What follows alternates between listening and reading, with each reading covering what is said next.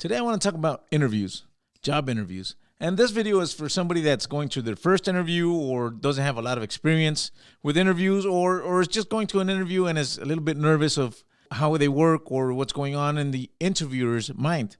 I'm somebody that got to interview a whole bunch of people. I was a concrete foreman for over 20 years.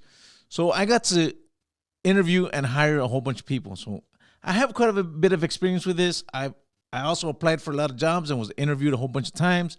So I can speak on both sides because I've had the experience doing both things. I have a 15-year-old daughter and she's going through high school right now and she's going to start working this year. So, in home ed they were going about, over doing a resume and interviews and stuff like that. And so she came home and she asked me, "Dad, what do you think? I've never had experience. I've never had a job. And I know I'm going to have to interview for a job at some point. And, what do you think about this?" And it got me thinking because I read a post the other day on social media that's really interesting. I'm going to read it right now. And it's this young lady looking for a job. And it's really interesting the way she's looking for a job. So in an interview, in my experience, and this is something that happened many, many times, sometimes I would sit in front of somebody, a concrete finisher that wanted to, was applying for a job and I had to interview them. And there's a few different types of people and a few different types of things that you look for in a person for either to hire them or to not hire them. The first guy is a guy that sits in front of you and tells you, "You know what? I'm very experienced. I've done this a whole bunch of years. You don't have to tell me what to do. I already know what to do. Just leave me on my own and I'll be good and I know what to do." And you already know this guy. I'm already thinking in the back of my mind, I can't use this guy because in a concrete crew or in any type of jobs, it's got to be a team. It can't be that guy's really good and that guy's really good and that guy's really good and they do their own thing. It doesn't work that way. It has to be a team. No matter what you're doing, you have to be part of a team. And sometimes when you're interviewing and you're already showing yourself as a superstar, the person interviewing you isn't looking for a superstar. They're just looking for a team player. And that's what everybody's looking for. Honestly, everybody's looking for a team player, not a superstar. Unless you're applying for a job as a CEO of a major company, then that could be different. But most jobs, everybody's looking for a team player. Even if you're applying for a foreman position, they're still looking for a team player because there's more foremen, there are more crews, and you still have to be part of a crew, part of a team. So that guy that I'm interviewing and is telling me, he already knows everything and he doesn't need me to tell him what to do, I can't use that guy. Then there's the other type of guy that comes and sits in front of you and tells you, "You know what? My goal is in 3 months and 6 months, I'm going to have your job." Then I'm already thinking, I can't use this guy. This guy's in the least way interested in being part of my team. He wants to be the leader right away. So he's already looking at me as competition. And we can't have that because that's not what we're looking for. We're not looking for somebody to replace me. If they wanted to do that, they would have already fired me or the big boss would be, interviewing this person. So I'm not interested in this person because this person's I already know we're not going to be able to be a team. We're going to be competition. They may be better than me. I'm not saying they're not. They may be better than me. And then he's got to go interview with a big boss, not with me or with the owner. But if he's applying to be on my crew, then I can't use him. I can't hire him. Also, if somebody comes in and they have no experience, and I already know, I already read their application. They've never had a job or they've never done this. But if they're really negative, if I can tell that they're really negative, if they tell you, "You know what? I have a bad back and I have a herniated disc and my knees are bad and this is bad," I'm already thinking, man, in this job, I can't use you because this type of work that I'm the position that's available, it's a physical job. So you got to do it. And this applies for any job. If you're going to, do a retail and you say, "You know what? I can only work from 12 to 1 or whatever times you give them." And then they're going to say, "Well, in this position, I need you." A lot of people go into a job saying, "You know what? I don't do Saturdays or Sundays." Well, good, but they may need somebody for Saturdays and Sundays, and you're already saying, "I don't do those," so they don't need you. So if a lot of the restaurants and stuff like that, that's when they need people the most. So if you want that job, but you only want it Monday to Friday, oh, good luck with that. So when even if you're new, if you've never applied for a job, you just remember this: they're looking for a team player. Nobody's looking to hire a superstar. I'm going to read this post that that this lady posted on social media.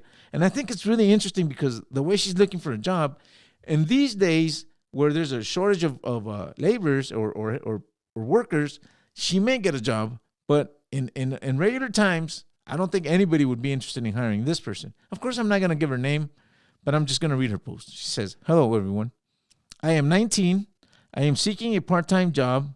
And then she says, "I don't do fast food or restaurants because I have a bad memory." So she already has a bad memory and she can't do fast foods or restaurants, right? And then she goes on to say, "And I have no high school diploma or a GED." Well, that's another thing. And there's nothing wrong with not having a high school diploma or a GED for some jobs. And I guess what she's looking for, that wouldn't matter. And then she also goes on to say, "I also have no driver's license. I only have experience in restaurants and fast food." So she has some experience in restaurants and fast food. She can't do that because she's got a bad memory. She's got no driver's license, no GED, and she's only looking for a part-time job. Possible jobs must be on the south side or 45 minutes max from the downtown bus station. I can't do overnights because I take the bus also. And then she says in bold letters, "Please do not message me without my permission." So if I'm looking for a worker in regular times and this person's already telling me she's got a bad memory, doesn't do this, doesn't do the other, got to take the bus, got to have certain hours, can't work nights, can't do this, can't do that. She offered nothing. She's not offering anything. She wants a job, but the moment you hire her and you tell her, "You know what, I need you to do this, and that," she says, "Oh, no. I already told you I have a bad memory, so write it down, do it, or tell me one thing or another. I can't do a lot of things because I have a bad memory." Or if you ask her, "You know what, I need you to come in Saturday," no, she's going to say, "No, there's no bus route on Saturday over here, or it takes too long, so I can't do Saturdays. I can't stay late. I can't do that. Can't do the other." So what is she offering? If when she goes to an interview, I wonder how she's going to interview. What's she going to say? What's she offering? If you're not offering anything, nobody's going to be interested in you. But if you sit down with somebody, and this is the way I interviewed every time that I applied for a job. I never applied for a foreman position myself because every time I went to a new company, I always wanted to start out as a finisher. I wanted to look at the layout of the company and see if somebody were somewhere where I wanted to be a foreman and stay there for a while, and it worked out for me. So when I would sit in front of my interviewer and they would ask me, "So tell me a little bit about yourself," I would tell them, "Listen, I do have a bit of experience doing this. I've been doing it for so many years. I do realize that every company does things different. I'm not here to do things my way. I'm here to do the things the way you guys do things. It's easier for me to change my ways to your ways instead of trying to change the whole company to do things the way I learned or I know how to do them. And if I got something I can share with you guys that could help you out, I'll be glad to share it. But I'm here to work with you guys, do things the way you guys do them."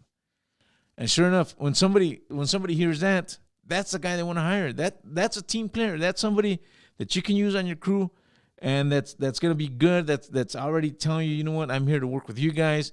When I started out new too, I would tell people, "You know what, I don't have experience. I want to learn." And I would be honest, and this is really true. Everybody that gets interviewed, they all say the same thing. Everybody's a fast learner and really motivated. Everybody says that.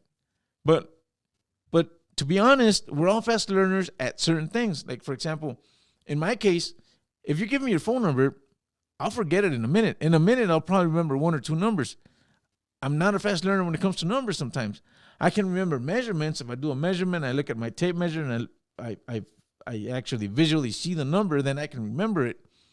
But if you yell at me, "Hey, it's 23 and 5/8", I may forget it right away. So we're all fast learners, but we're not all fast learners on everything. So we don't all learn everything. And we got to be honest about it too. And every time I got interviewed, even when I was young, I'd say, "You know what, I'll give my best. I've never done this type of work, but I'm really interested. I want to do it." I would sit in front of the person and be really interested in what they were saying. And because they're already telling you what they're looking for, and you just got to be that guy. So I've never been to an interview that I didn't get the job, because I always knew that nobody was looking for a superstar. Everybody's always looking for a team player. Even if you're not experienced or experienced enough, if you're going to be that team player, that's the person they need. Right now, these times, I know there's a shortage of workers, so they're hiring anybody. They just want to get people to work. But it may not always be the same. It may change. Or you may be applying for a good job. You may be tired of whatever you're doing and you want to go to a better job. My advice to you is always going to be, make sure you're the team player. Make sure you don't sit down in front of somebody and pretend you're the superstar. You may be, and when you start in a company, you just got to start as a team player. Eventually, if you're a superstar, it'll show on its own. On its own, it'll show. But if you sit in front of the person and already, sit there like a superstar, you may not get the job. Well, anyways, I hope this video helps somebody out. I hope if you're changing jobs and you're getting a better job, good luck. I wish you the best, and good night.